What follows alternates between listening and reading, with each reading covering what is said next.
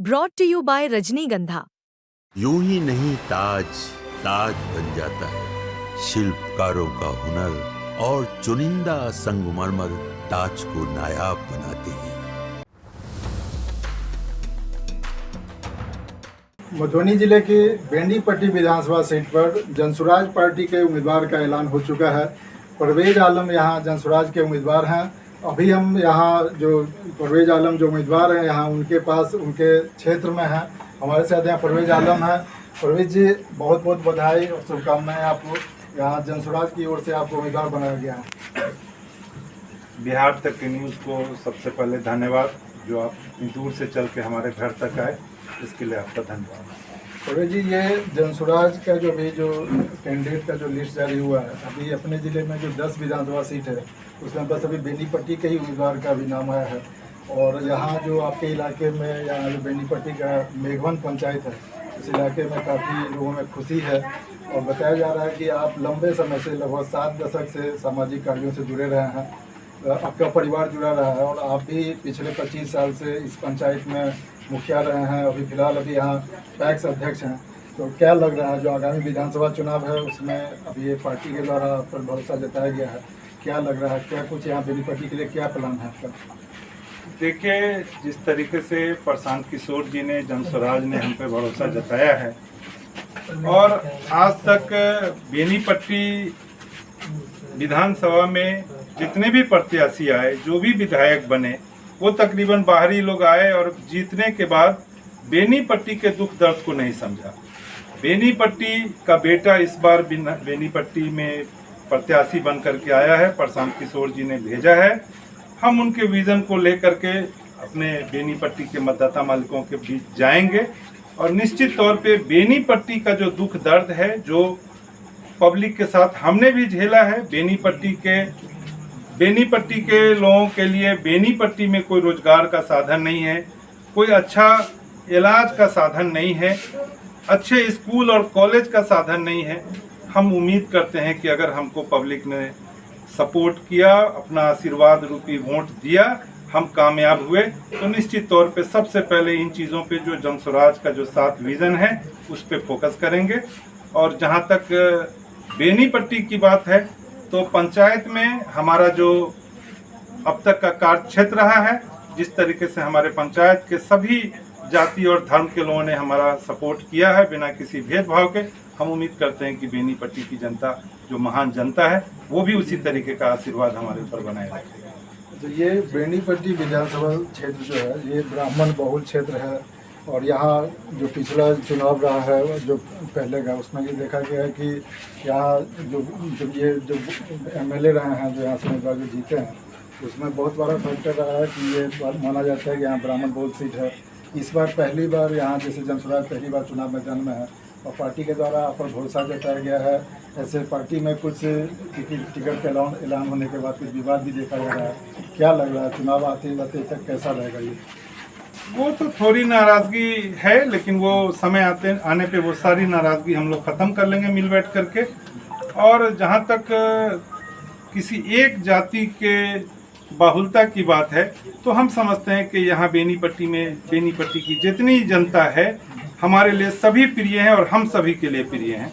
तो मुझे हर जाति और हर धर्म के लोगों का बराबर प्यार मिलता रहेगा। तो ये प्रशांत किशोर के द्वारा बार बार कहा जा रहा है कि जो 14 नवंबर जो काउंटिंग का दिन है, इसके बाद बिहार में काफ़ी बदलाव होगा और बिहार में परिवर्तन की बयार रहेगी। क्या लग रहा है इस बार जो चुनाव हो रहा है आपको अपने क्षेत्र में क्या दिख रहा है? निश्चित तौर पे प्रशांत किशोर जी का जो विचार है पूरे बिहार के युवाओं के लिए, पूरे बिहार के मतदाताओं का जो दुख दर्द उन्होंने करीब से देखा है और बिहार के लोग बिहार के बाहर जाकर के जो अपनी बेइज्जती करवाते हैं, देखते हैं किस तरीके से दूसरे स्टेट के लोग उनको बिहारी शब्द का करके अपमानित करते हैं। ये जो पलायन का सबसे बड़ा दर्द है वो निश्चित तौर पे यहाँ के युवा हर बार तो किसी पार्टी के लिए वोट करते थे, लेकिन इस बार अपने लिए वोट करेंगे, अपने बच्चों के भविष्य के लिए वोट करेंगे। और इसी उम्मीद पर प्रशांत किशोर जी ने हमको भी यहाँ एक सिपाही बना करके भेजा है। हम उनके इस विजन को हर घर तक, हर गांव तक लेके जाएंगे। अच्छा, ये जो जनसुराज में जो टिकट का बंटवारा है, जो पहले से ही बताया जा रहा था कि पार्टी पिछले 1-1.5 साल से क्षेत्र में घूम रही है, पार्टी के जो लोग हैं, और फीडबैक के आधार पर टिकट का बंटवारा हुआ है, और अब तो आप यहाँ के उम्मीदवार भी हैं, तो आपका क्या अनुभव रहा? जैसे बहुत से लोग हैं जो ऐसा आरोप लगा रहे हैं कि टिकट बंटवारे में कुछ न कुछ ये किसी ना किसी रूप में कुछ गड़बड़ हुआ, ऐसा आरोप भी लग रहा है। ये आपका अपना अनुभव क्या है? जैसे आप यहाँ सामाजिक कार्यों में पिछले लगभग 25 साल से खुद जुड़े रहे हैं, और बताया जा रहा है कि लगभग पिछले 60-70 साल से आपका परिवार, आपके नाना जी, नानी, फिर आपकी पत्नी, आपकी माँ, ये यहाँ इस पंचायत से जुड़ी रही हैं, ये पंचायत में किसी न किसी पोस्ट पर रही हैं, तो आपका अपना अनुभव यहाँ क्या रहा, क्या लग रहा है आपको? बस मेरे नाना जी निश्चित तौर पे बिहार में 1952 में जब पंचायती राज लागू हुआ, तब से हमारे नाना जी इस पंचायत के निर्विरोध मुखिया रहे। 2000 ईस्वी में उनके देहांत के बाद 2001 में जब बिहार में फिर से पंचायती राज का चुनाव हुआ, तो हम मुखिया का चुनाव लड़े और चुनाव जीते। उसके बाद 2006 से लेकर के 2016 तक हमारी सीट जब रिजर्वेशन में नहीं रही, तो पंचायत समिति के सीट पे हम लड़े, और उसके बाद 2021 में फिर जब महिला सीट हो गया, तो 2021 में हमारी माँ मुखिया बनी, जो आज तक मुखिया है। 2001 से हम पैक्स में भी लगातार इस पंचायत का प्रतिनिधित्व कर रहे हैं, और यकीनन बिना किसी भेदभाव के सभी लोगों के साथ बराबरी का सलूक किया है मैंने। इसी का मुझे रिटर्न मिला है कि आज मैं आप लोगों के बीच जनस्वराज का प्रत्याशी बन के खड़ा हूँ। ये परवेज आलम हैं जो जनसुराज के बेनीपट्टी से उम्मीदवार हैं, और इनका दावा है कि जो पिछले 25 साल से खुद ये जो यहाँ सामाजिक कार्यों से जुड़े रहे हैं, कहीं ना कहीं ये उसका इनाम है। हमारे साथ यहाँ जो जनसुराज के और भी कई कार्यकर्ता हैं जो परवेज आलम के जो यहाँ साथी हैं, उनसे ही बात करते हैं कि यहाँ, जैसे आपका क्या नाम हुआ? मोहम्मद इस्माइल। मोहम्मद इस्माइल जी, आप जैसे यहाँ जो जनसुराज के सिपाही हैं, क्या लग रहा है पार्टी जो यहाँ भी टिकट का ऐलान की है, और जो भी यहाँ जो वोटिंग है उसके बाद क्या लग रहा है? विधानसभा में, यहाँ बेनीपट्टी विधानसभा में इस बार क्या सीन लग रहा है? जी बिल्कुल, परवेज आलम की जो राजनीति है वो जात और धर्म से ऊपर की चीज़ है।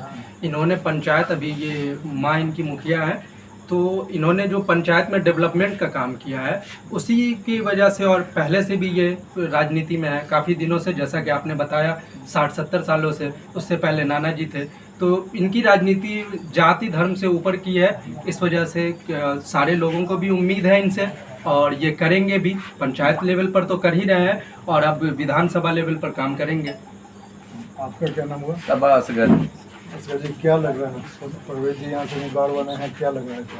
नहीं, प्रशांत जी, परवेज जी को जो उम्मीदवार बनाया, ये तो बहुत अच्छा काम किए हैं। यहाँ प्रशांत जी का जो विज़न था कि हम किसी नए उम्मीदवार को, नए चेहरे को नहीं देंगे, जो लायक होंगे प्रत्याशी को उनको देंगे टिकट, उसी तरह उसी आधार पे परवेज आलम को दिए। उनके कार्यकाल को देखकर ये बहुत अच्छा उनका निर्णय था। परवेज आलम बेनीपट्टी विधानसभा के लिए बहुत काम कर चुके हैं, आगे भी करेंगे। आपका क्या नाम हुआ? एजाज अहमद। यह जी, क्या लग रहा है इस बार यहाँ बेनीपट्टी में कुछ नई शुरुआत हो रही है क्या? देखिए, सबसे पहले तो हम प्रशांत किशोर जी का धन्यवाद देना चाहते हैं कि अपने कार्यकर्ता को भरोसा दिया, उनको टिकट दिया बेनीपट्टी से। तो इस बार हम लोग को जात पात से हट के एक अलग राजनीति करनी है, क्योंकि बेनीपट्टी में पिछले कई सालों से अभी तक, जैसे मुखिया जी बता रहे थे कि बेनीपट्टी का कोई बेटा अभी तक विधायक नहीं बना। इससे पहले भी हम लोग कई सालों से, इससे पिछले विधायक से विनोद नारायण झा जी, उनका भी कार्यकाल देखे, उससे पहले थी भावना दीदी, उनका भी कार्यकाल देखे। तो इन तमाम के कार्यकाल देखने के बाद हम लोग को ये पता चला कि बेनीपट्टी का कोई बेटा होनी चाहिए जो बेनीपट्टी को एक अच्छे लेवल तक ले जा सकता है। अब बेनीपट्टी में कोई अच्छा हॉस्पिटल नहीं है, अच्छा कॉलेज नहीं, उस तरह का कोई डेवलप नहीं है बेनीपट्टी में। तो प्रशांत किशोर जी ने परवेज आलम को इस बार भरोसा दिया है। तो हम लोग इस बार हट के अलग राजनीतिक करके, हिंदू, मुस्लिम, सिख, ईसाई तमाम भाई मिलकर इस बार परवेज आलम जी को बेनीपट्टी से हम लोग पटना तक भेजने का काम करेंगे। ये मैं अभी यहाँ जो जनसुराज के जो उम्मीदवार हैं बेनीपट्टी से, परवेज आलम, उनके क्षेत्र में हूँ, और यहाँ आज ही ये उम्मीदवार का ऐलान हुआ है। उसके बाद यहाँ लोगों में काफ़ी खुशी है, और बताया जा रहा है कि पहली बार जो बेनीपट्टी का कोई बेटा जो ज़मीन से जुड़ा है, उस पर किसी पार्टी ने यहाँ भरोसा जताया है। और लोगों को उम्मीद है कि इस बार जब 11 तारीख को, 11 नवंबर को, जब यहाँ बेनीपट्टी में इस बार मतदान होगा, इस बार यहाँ कुछ नया इतिहास बनेगा और जो यहाँ से जो ज़मीन से जुड़े जो कार्यकर्ता हैं वो यहाँ से सदन में पहुँचेंगे। अमित रंजन, बिहार तक, मधुबनी।